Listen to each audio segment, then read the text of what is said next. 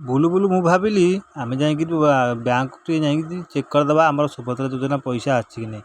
ଆମେ ଚାଲିଲୁ ବ୍ୟାଙ୍କ ଆଡ଼କୁ।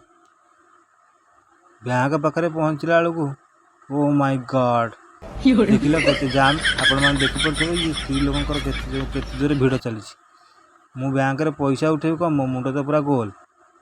ହେ ଭଗବାନ, ଇଏ ଏତେ ଲୋକ କେମିତିଆ ଭିତରେ ପଶିବି ଏହା ଭାବି ସମସ୍ତଙ୍କୁ ଆଡ଼େଇ ଆଡ଼େଇ ଚାଲିଲି।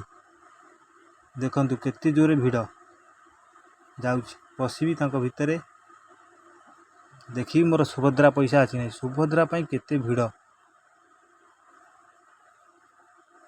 ହେ ଭଗବାନ, କେମିତି ପଶିବି ଭାବୁଥିଲି।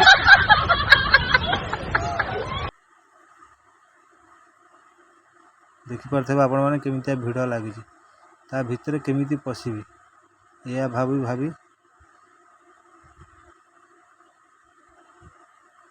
ଦେଖନ୍ତୁ ମୁଁ ଏବେ ବର୍ତ୍ତମାନ ପଳେଇ ଆସିଲି ଭିତରକୁ, ଠେଲା ଠେଲା କରି ଭିତରକୁ ପଳେଇ ଆସିଲା ପରେ ଦେଖନ୍ତୁ କେମିତି ଜାମ୍ ଲାଗିଛି। ମୁଁ ଆଉ ସେ ଜାମ୍ରେ ସମ୍ଭାଳି ନପାରି ମୁଁ ଆସିକି ଉପରେ ବସି ପଡ଼ିଛି। ଦେଖନ୍ତୁ ଏବେ ବି ଲାଇନ୍ ଲାଗିଛି, ଲୋକମାନେ ଛାଡ଼ୁନାହାନ୍ତି। ସୁଭଦ୍ରା ପଇସା ପାଇଁ ଅପଡ଼େଟ୍ KYC ସବୁ କିଛି କରିବାକୁ ପଡ଼ୁଛି। ମୁଁ ଆଉ ଏ ଭିଡ଼ରେ ରହିପାରିଲିନି, ଠିଆ ହେଇପାରିଲିନି, ଆସିକି ଉପରେ ବସିଗଲି। ଆସିଥିଲି ମୁଁ ପଇସା ଚେକ୍ କରିବାକୁ, ସୁଭଦ୍ରା ପଇସା। ଏ ଭଗବାନ, ଝାଳ ପୁରା ଏକାଠି ହେଇଗଲି ମୁଁ। ଦେଖନ୍ତୁ ମୋ ଦେହରେ କେମିତି ଝାଳ ହୋଇଯାଉଛି, ପୁରା ଗରମ ଯେ ପ୍ରବଳ। ଆଉ ଭିଡ଼ ଦେଖନ୍ତୁ କେମିତି ଲାଗିଛି।